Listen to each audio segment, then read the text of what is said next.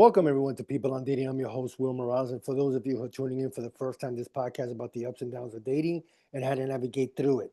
Today, my guest is Melissa Swonger. She's a qualified trauma-informed coach, qualitative researcher, and Ph.D. candidate for psychology at Adler University. Melissa founded the Sage Hill Project to assist individuals and couples in moving from survival to wholeness through integration of psychology, faith, and evidence-informed coaching. Melissa concentrates her work on the topics of emotional intelligence, communication, and relational health. She is a wise voice on the intersections of love and money. Melissa, thank you so much for being on People Dating. How are you? Thanks for having me. Well, I'm great. Looking forward to the combo. So tell me a little bit about yourself. What was that journey like to get to where you are today? What was that journey like for you? What was that aha moment? Well, for me, I fell through a trapdoor, not figuratively, but literally. And it wasn't that long ago, but it was a real catalyst for me. What really happened, I fell through a storm shelter door, and that was built into a garage, and my left foot went forward, and my right foot had nothing to grab onto, and I fell with a thud, and it was not at all like you see in the action movies where this stuntman just do a roll and jump back up and into life. I broke my back in a couple places and had pelvic avulsion fracture and tore the hamstrings in my left leg. And at that point, flat on my back and not the first freak accident in my life, I decided to write my story. I wrote Whom He Raised, which is a book that comes out February 22nd. And I noticed as I wrote the arc of my transformation that a pattern emerged that I had used a leadership lens, my psychology lens, a coaching lens before. This time I used the researcher's lens, and I noticed the pattern that became the blueprint and the catalyst at every transformational milestone is radical kindness Mm. towards ourselves and others. And so that's kind of the vibe that I put into the world. But I have a lot of experience in psychology and leadership and learning to lead self well. So. Okay, well, that's some journey. I mean, Jesus, Yeah. how did you recover once you broke your back? What was that like rehab like for you?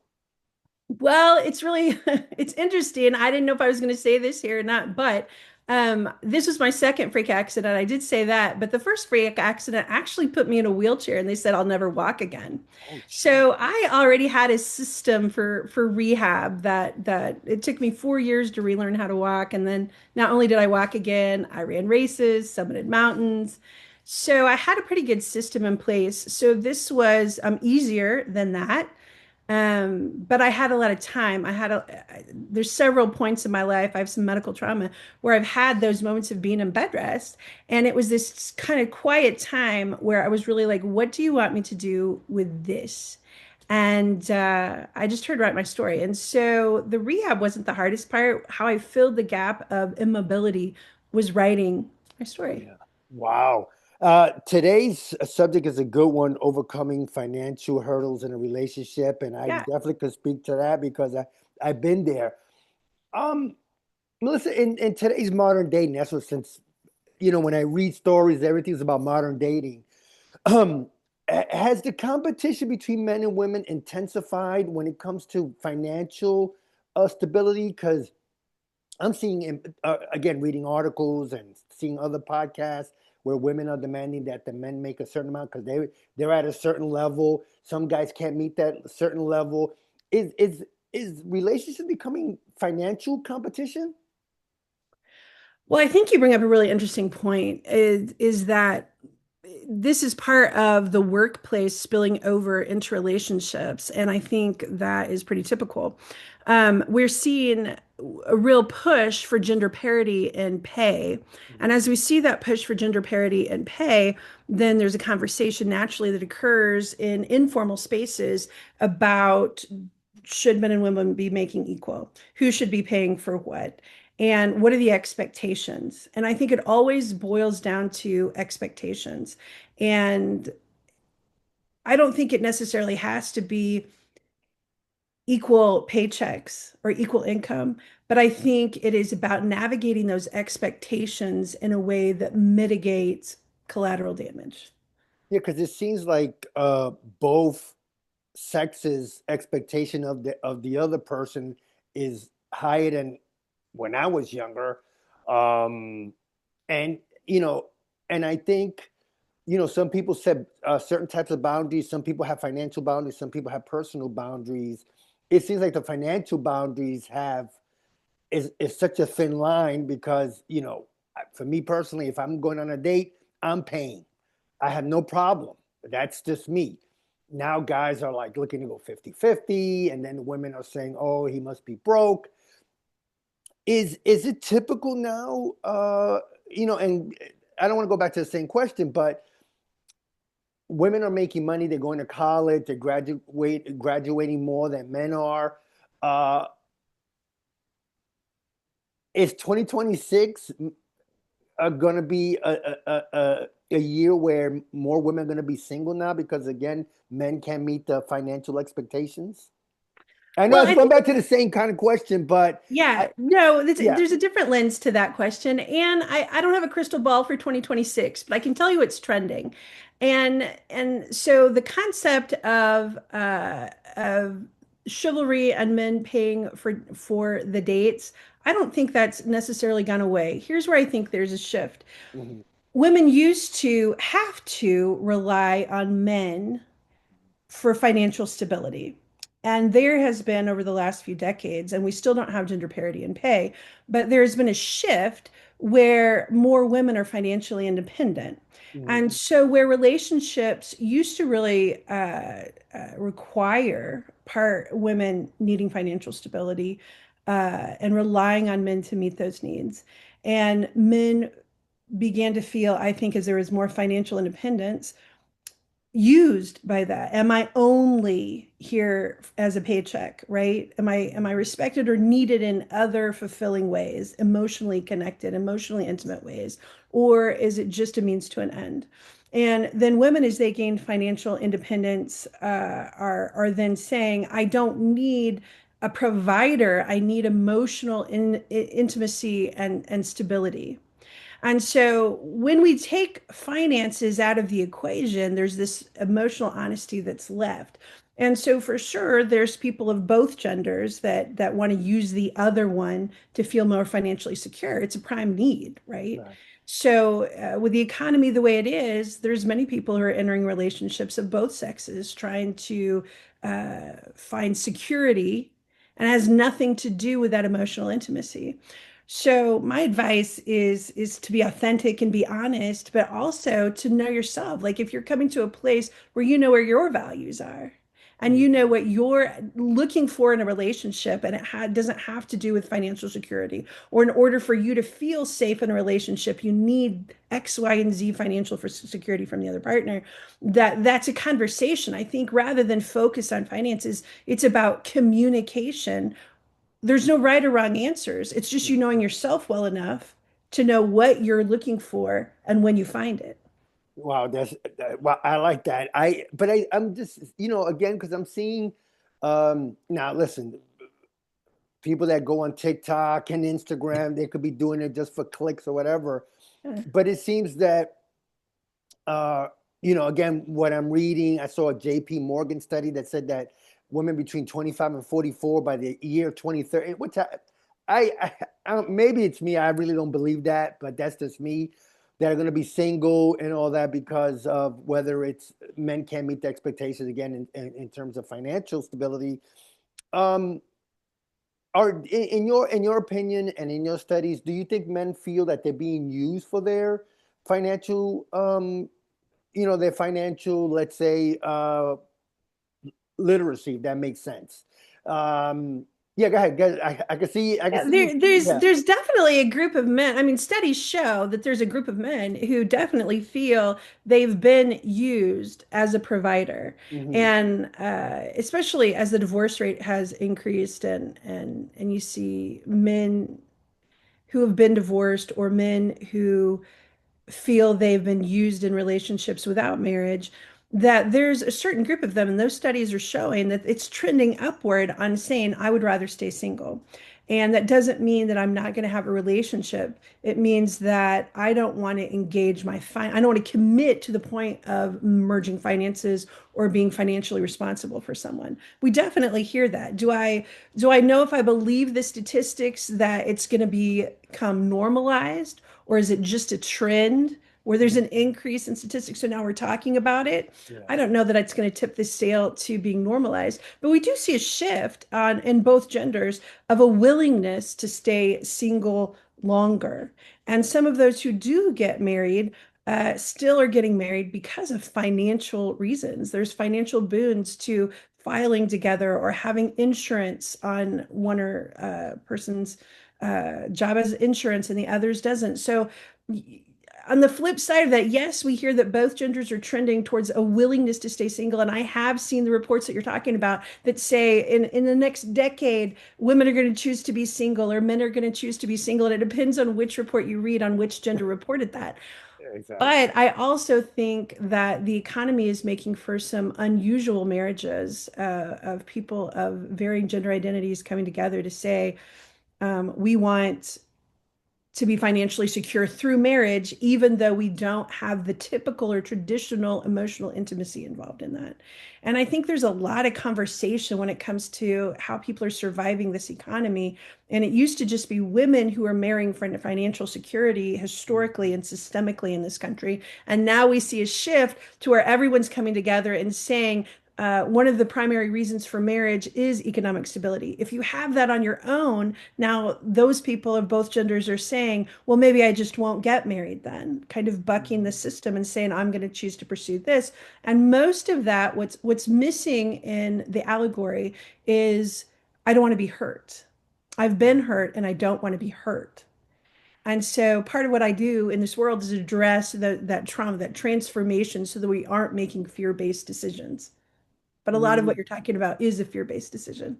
Yeah, I remember one time this woman I was dating, and she introduced me to her mother, and unfortunately, her father had passed a few years before I met her, and the mother was stuck without paying, knowing how to pay bills or whatever, because he took care Mhm. of everything financially. So she had to learn how to pay a bill, how to write a check, and all that. Um, and I think by being financial literate, if that makes sense, I think women are making more decisions that way. Where, hey, wait a minute, I don't want to rely on a man. I don't need a man, but I want a man. And the same thing with men, where, well, I don't want to be spending this money on someone that is. It's not a sure thing that I'm going to marry her or I could wife her up. Um, how important is now, especially in 2026, is being getting financial education? How important is that? I mean, now it's available, free than going to college or whatever. Go ahead, Melissa. I can see the brain going. My brain, it's always going. It's always going, but you hit on a lot of great things. I mean, financial literacy, there's a lot of conversation in the education system for K through 12 Mhm. that, not only are high schoolers in many situations not graduating literate, but they're not graduating with life literacy skills. Mhm. And you're talking about financial literacy. And so I have a Yeah. couple thoughts on that. One is yes, with technology the way we have it, there's really no excuse for anyone to not be financially literate anymore because we can be self-taught. Now, we may have come from a background where that wasn't the norm, but at some point in your adult life, you have to be responsible for what you know and what you don't know. And there are plenty of ways for us to become financially literate now. I know the person that you're speaking of had a mother, so odds are she was older and hadn't come through even being able to maybe use technology. So there's no judgment there. Right. But now, if you're our age, younger, then there's no reason to not be able to search for whatever you need. But I'm also a big fan of mentoring too. So there's a lot to be said for getting into spaces, even virtual spaces, where we can learn from one another. Um, but I also think that women were more financially literate. If you look at the history just since the inception of our country, many times, especially during times of war when men were called up and women had to go and fill in work, women showed their leadership skills and that they had been leading the house well for long before they were accepted into the workforce officially. And so I don't know that women didn't have financial literacy as much as the opportunity to demonstrate it for many years. And now in the last couple decades, they do. Yeah, no, I definitely agree there. Yeah, in a situation where a couple are looking to get together, maybe have a long-term relationship, how do you bring up the financial aspect of a relationship? Because that's all right now. It seems like that's the number one thing more than anything else. Whether again, seeing what I see on TikTok or Instagram, uh, some women are more, what's the word I'm looking for? They're looking for obviously financial safety, just in case. It doesn't even take into account anymore whether the man's character comes into play. I hear emotional intelligence, all that. Um, how do you bring up that aspect of finances in a relationship? Because guys don't want to spend this much, women don't want to use their money, women, they have their own money now. So how do we bring that up in a conversation where we both sexes have financial boundaries? If my question made sense at all. Yeah, no, I followed you. I followed you completely. And it's a great question. And I think it really is the question of our conversation, actually. Yeah. Because it's even if it's not just finances, and I understand we're talking about finances, but the answer actually expands well beyond just finances. Hmm. And that goes back to the communication piece.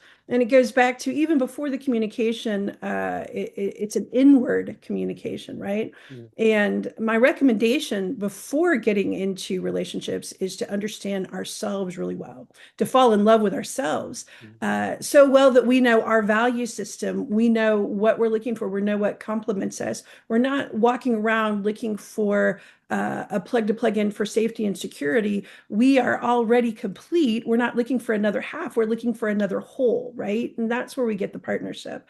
So if we're feeling incomplete or we're feeling financially unstable, and that is why is motivating us to find a relationship, then I would just say we're a self-fulfilling prophecy of disaster waiting to happen. I'm not saying it can't turn the tide, but then we're not just getting into a relationship to satisfy that emotional intimacy. And so, how we bring up those conversations, it's not just about finances. I think there's a whole host of topics in that conversation. What is that affect daily routine? I'm not saying opposites can't attract, but there's some things that need to be aligned, and finances is one of them. Right. And it doesn't mean if you're unaligned, such as in faith or other areas, am I a night owl? Am I a morning person? It's not that we can't be unaligned, but it's having a conversation about expectations because where things go off the rails is unmet expectations. But when we get into couples counseling and thing, you find people who are coming and it's always about unmet expectations, but very often the person with unmet expectations also expected the other person to be a mind reader. And so that's just not fair. Very true. So I also have another part to bring up about the communication because there's actually a way to have the conversation that's healthy. Hmm. And first, it's knowing where your boundaries are and what your expectations are, but it's also bringing a sense of flexibility. What am I flexible in and what is rigid? And if you are completely uncompromising, don't expect a great conversation or relationship because it takes some flexibility. What am I flexible in and what am I not? But then when you approach the conversation, let's say there is a disagreement in spending that's been ongoing and you feel like, I thought we had this resolved and it wasn't. And so now there's confusion and maybe resentment. And so when we come to these conversations, what we know neuroscientifically about the human mind, and this is true for all humans, no one is exempt. Once we are put in a negative emotional attractor space, so if I come at you and say, why didn't you? Why don't you? You always, you never. I thought we said, in ways that are shaming, put them in a state of guilt, or any defensive position. Once they reach a defensive position, change is no longer possible. Yeah. So if you keep going after that point, all you want to do is be heard. So if you're approaching the conversation with the idea that you're going to have change, that's the goal, and you're frustrated because you just can't get there, well, you didn't create an environment where it's possible. So you have a stated goal and you're determined to always be frustrated in this conversation because your stated goal doesn't match your strategy. Wow. So if we come to the conversation in a way that has a spirit of curiosity, so the anecdote to that is a spirit of curiosity, and to approach it at a neutral time, not in a heightened moment. In a neutral time, you come and you say, hey, I'm curious about, tell me about. Mhm. So you can listen more than you want to be heard. You already listened to yourself and know where your boundaries are. Now you're inviting the other person to speak to you about them. Why do they do the things they do? Where did they come up with that? Is it from a trauma response? Is it, not that they just don't want to spend money on you, but listen to, why? Be curious about the other person. And that's a good foundation for a lot of areas in your relationship going forward. No, I think that the head on or hitting the what's that the hammer on nail, whatever that The saying nail on the is, head. the nail on the head was the boundary part. And for me, listen, I think one of the things that I had to learn about myself as I got older was, I definitely had more personal boundaries and all that, but for some reason, my financial boundaries didn't exist. And I thought for me, it was more, I want to make her happy. I want to make sure she's okay. But I got to be honest with you, Melissa, at times I felt miserable because I'm spending this money and I'm not seeing any results. And I'm not talking about sex or anything, just more of communicating, little intimacy, a little bit of affection. I wasn't getting that, so I felt I was being used. But again, that was my fault. I don't blame anyone else because I didn't set the boundaries on my financial ability to go forward or to stay where I'm at. I never set that. So have you talked to anyone that maybe they had their personal boundaries, aligned, but they're not their financial boundaries aligned? Again, did I make sense at all? Well, you said a couple of things that I picked up on in your statement. One is you wanted to please them. So elements of people pleasing. You didn't want them to be upset with you. You didn't 100%. want you didn't want them to, and this is a therapy session, but since you put that out there, if you're asking what I noticed about that statement, it's about motives, right? And Hmm. so if you're trying to keep the relationship going because either you have this expectation you've put on yourself or that you most likely picked up in your core development time, this is a pathway, a neural pathway that you've developed. And there's other ways you can do that. Transformation is just about creating a new neural pathway and feeding that one more than we did the other one. So transformation is available to all people.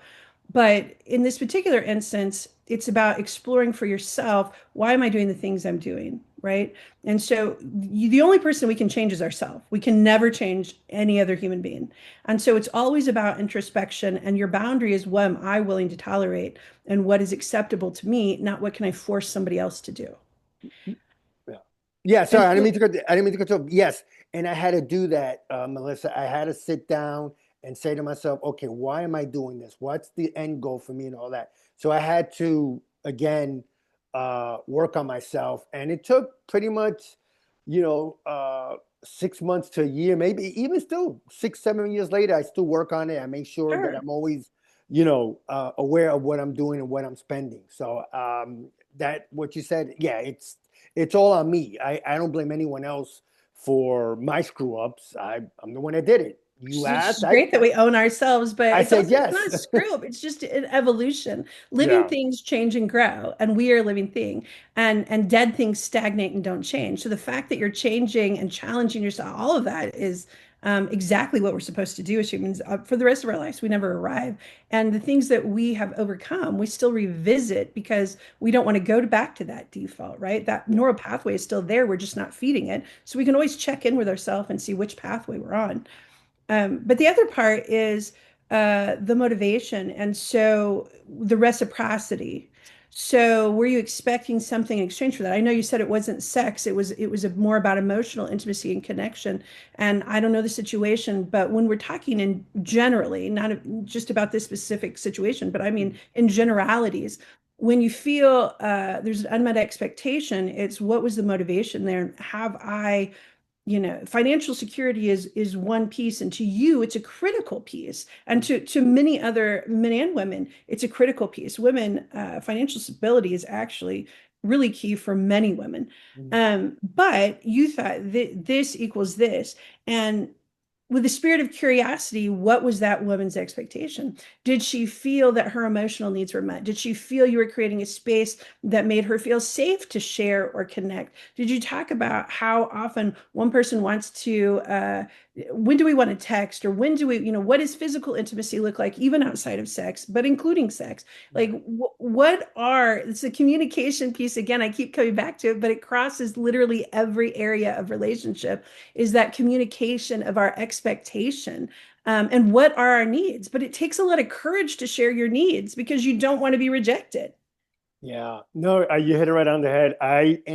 For both of us, we never really communicated that. I just, here I am assuming that if I do this and then this will happen, and again, it went around in circles where it kept on coming back to me. But again, it's a learning experience, and I haven't made that same mistake again. But I learned. First of all, Melissa, geez, I could talk to you for another hour. Before I let you go, anything else you want to promote? Your book, I know you got a book coming out in February. Anything else you want to, any tours, TEDx talks, other stuff you got coming going on?